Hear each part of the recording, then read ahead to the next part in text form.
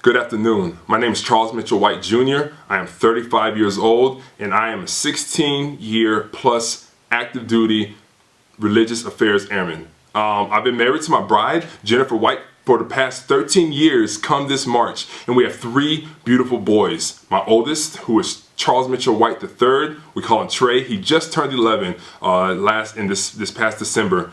My middle son, James Alexander, who will be turning 9 next month, and then my youngest son, Josiah Daniel, who turned 5 in October. And we have been stationed in Spain, Germany since November of this past year, so for the past couple months, and we're settling in pretty good. When it comes to what my faith background and my denomination is, generally I am Christian, non-denominational, but specifically I was ordained through the church at Cane Bay, which is a Southern Baptist Convention church. And so specifically Southern Baptist, but generally Christian, non-denominational. And I'm also endorsed through Liberty Baptist Fellowship. So I have a Baptist background, but again, I say Christian, non-denominational. What draws me to the military chaplaincy is really my background, which I'll give you a short glimpse of it right now. My dad was Air Force. He was active duty Air Force. And so when he was in the Air Force for 3 years, that's when I was born. And so I am a military brat, and that's all I know is the military. We attend services on base, on the different bases that we were at. We were very active in the services. My dad was very active in the services regarding the chapel services on base, and even when we got older, venturing out to different churches off base. And so that's what I'm used to. And so again, when he retired in 2003, that's when I graduated high school, and that's also when I enlisted into the military.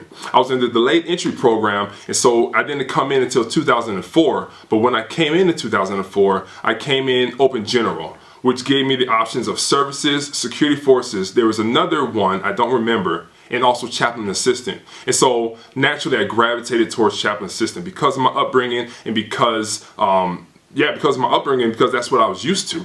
And so I came in as a chaplain assistant, and I believe I may have been the last, or I believe maybe the second to last class before they shut down pipeliners. So I am thoroughbred chaplain assistant through and through. I didn't retrain into this. This is what I've been doing for the past 16 years. Formerly known as chaplain assistant, now of course religious affairs airman. So when it comes to military chaplaincy, I gravitate towards that, and coupling that with my dad being in the Air Force and me also now being 16 plus years in the Air Force, it came up to being the Air Force chaplaincy.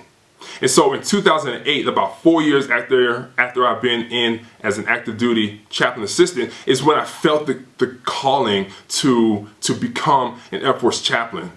It took 12 years from that time to get my educational requirements done, to get all of the ecclesiastical requirements done, to get the pastoral experience done. Being an active duty airman, I wasn't able to really pastor a church, but I have had a slew of opportunities of being on the different leadership teams of different churches that I have attended myself. So having that pastoral care, I definitely have that, even though I never really pastored a church specifically.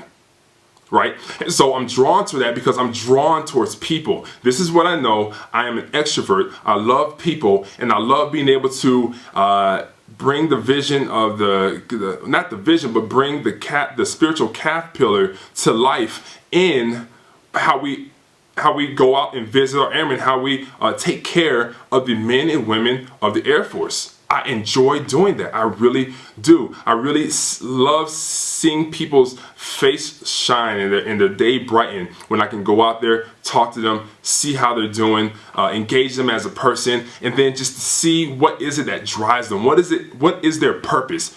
Is it religion? Is it something? Is it your faith in the God that you serve? Or maybe it's because you are wanting to make a better life for your children, because you love your spouse. Whatever their purpose is, I love seeing that come out of them, and that's encouraging them as they continue to take care of the mission.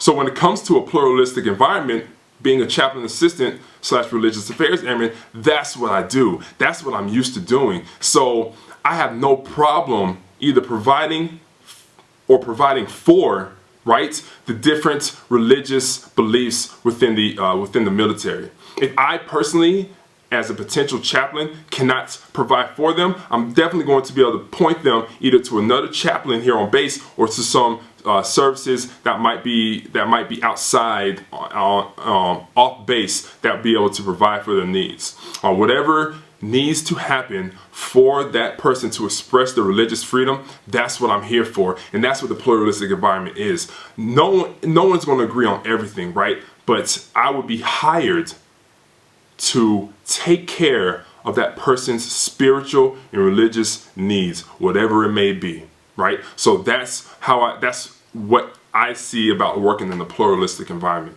And lastly, when it comes to working on a team, again, this is what I've been doing. I'm kind of a rare breed, being a thoroughbred chaplain assistant / religious affairs airman who wants to commission into the Air Force chaplaincy. I know there's a couple more out there, but we are those rare breeds. So this is what we're used to doing. When it comes to the DMH, the disaster mental health teams, when it comes to being deployed and working with different sister services and even host nations and their sister services, I am very used to working on a team and making sure that we get the mission done. That's what I'm hired to do. I am hired to allow people to express their religious freedom, being able to provide religious accommodation as best as I can, right? And to work with all types of different people.